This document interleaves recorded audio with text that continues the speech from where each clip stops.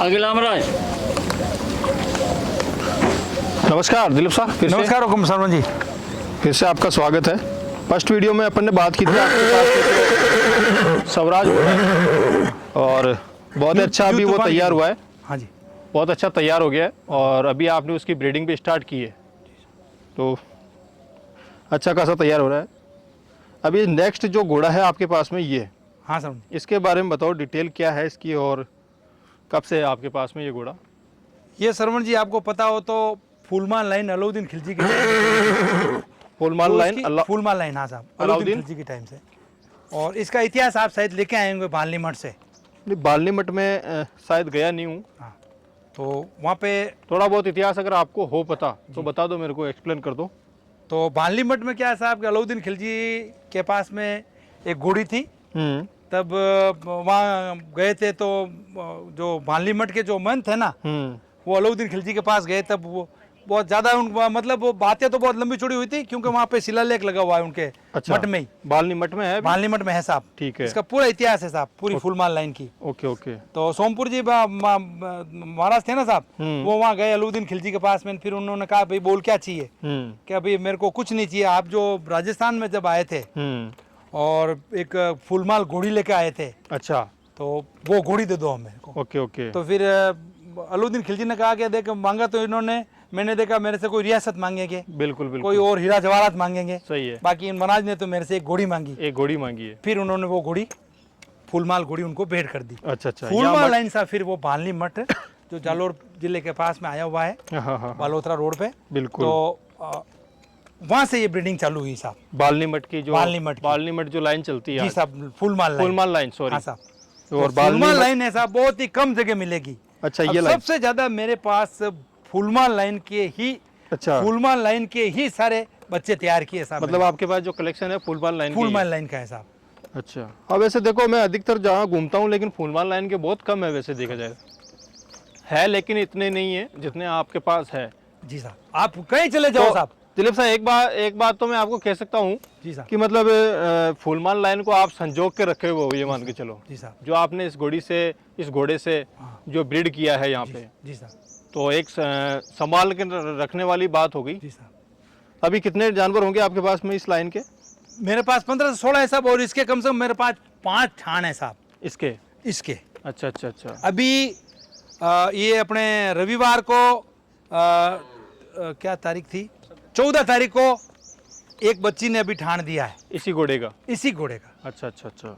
मतलब आप कहोगे तो उस बच्ची को मैं बाहर लाऊंगा, उसकी माँ को भी बाहर लाऊंगा। बिल्कुल बिल्कुल सही। तो अभी, और मैंने कल ही उसका क्या है कि वो अपने मारवाड़ी में कहते हैं ना, उसको सूरज पूजाना। अच्छा अच्छा, क्योंकि रीति रिवाज सब करना पड़ता है। बिल्कुल बिल्कुल, वो किया आपने? जी साहब।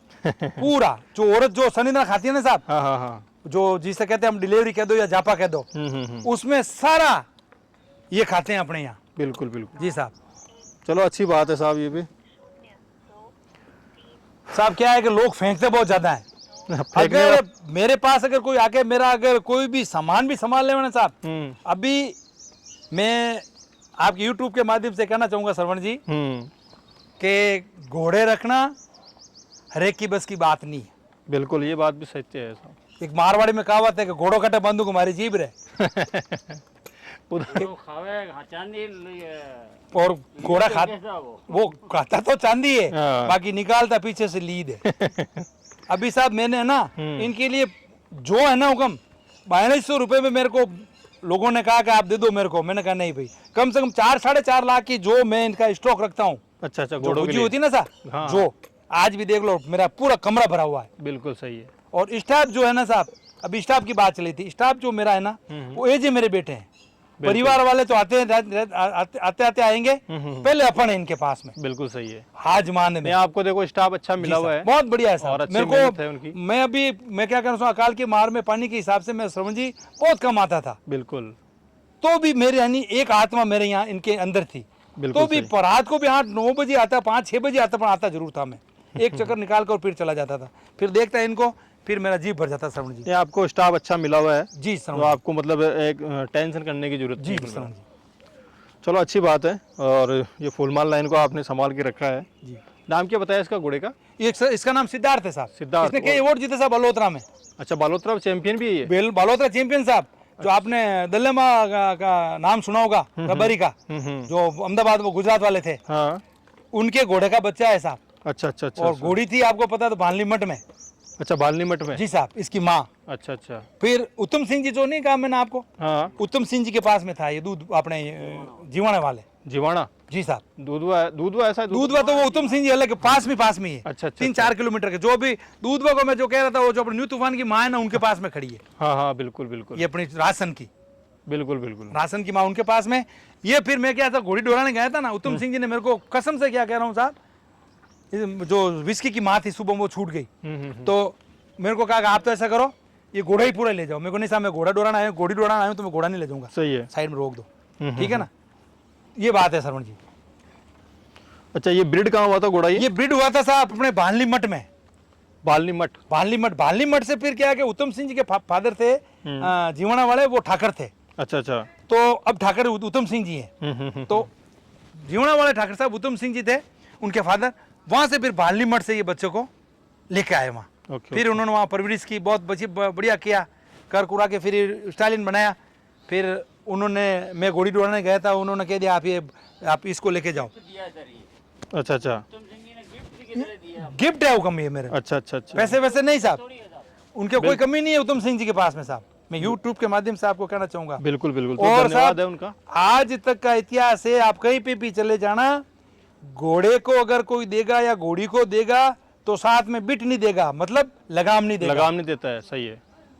तो उत्तम सिंह जी ने मेरे को गिफ्ट में दोनों चीजें दी, लगाम भी दी, और आज जो भी सब ये जो अपना स्टेबल जो भरा हुआ है, बिल्कुल बिल्कुल, ये सब है ना, इस मेरे सिद्धार्थ की फूलमाल की देन है साहब। मतलब इस फूलमाल लाइन की देन है साहब सब।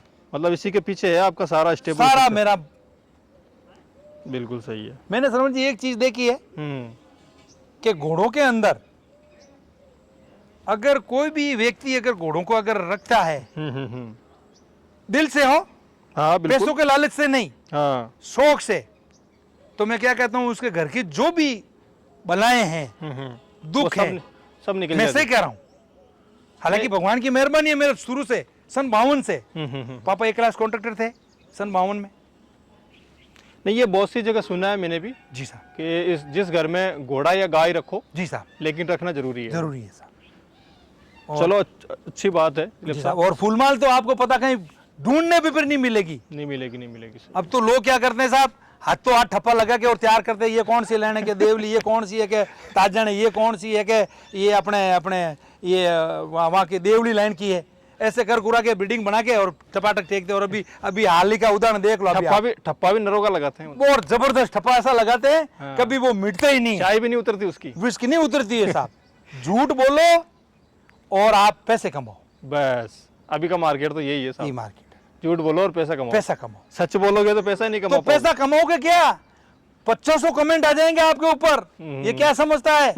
सही है, ये घोड़े कल परसों रखने लगा है, हाँ हाँ हाँ, ये क्या जानता है, क्या जानता है? अरे जानने से कुछ नहीं है मिस्टर, बिल्कुल सही है। आदमी 100 साल का होता है ना साहब, वो देखता है मैंने सारी बुद्धि ले ली है श्रवण जी, सही है, सही है, 100 साल का है, उसको बुद्धि और आएगी, वो तो आती है, सही बात है ये, वो तो भैया क्या मैं 100 साल के हो गया, मुझे बुद्धि की आवश्यकता नहीं है, तो भी उसको सीखने को मिलेगा। देखो सीखने को तो हर जगह मिलता ही है, मिलता है। तो ऐसे कैसे क्या है श्रवण जी, ये सारी चीजें मैं इसको गौण समझता हूँ, मैं बिल्कुल बेकार समझता हूँ। बिल्कुल सही है, क्योंकि लोग आजकल क्या है कि ये पैसों का जरिया बना दिया, ठप्पा लगाने का काम पूरा कर रहे हैं।